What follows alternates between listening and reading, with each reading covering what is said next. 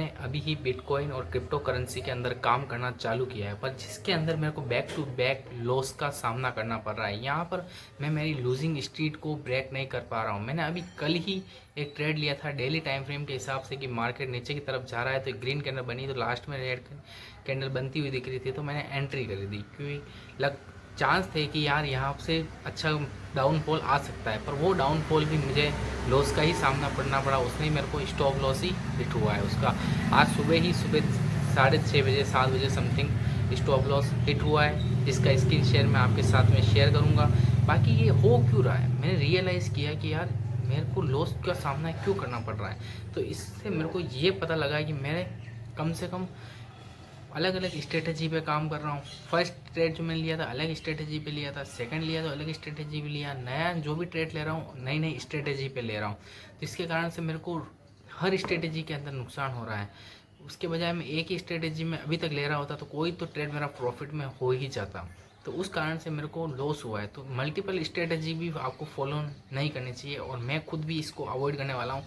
और अब मेरा जो आगे का क्या प्लान रहने वाला है वो मैं किसी दूसरी वीडियो के अंदर समझाऊंगा। बाकी इस वीडियो के अंदर मैं अपने आप को रिकॉर्ड करना चाहता हूँ, अपने इमोशन को रिकॉर्ड करना चाहता हूँ कि मैं अपनी लूजिंग स्ट्रीट को क्यों नहीं ब्रेक कर पा रहा हूँ। मैं कब से यही चाह रहा था कि लूजिंग स्ट्रीट ब्रेक हो, लूजिंग स्ट्रीट ब्रेक हो, पर ब्रेक कैसे होगी। मैं मल्टीपल चीज़ें को इस्तेमाल कर रहा हूँ, मल्टीपल इंडिकेटर देख रहा हूँ, मल्टीपल इंडिकेटर नहीं मतलब मूविंग एवरेज के अंदर मल्टीपल मूविंग एवरेज को देख रहा हूँ, ट्रैक कर रहा हूँ।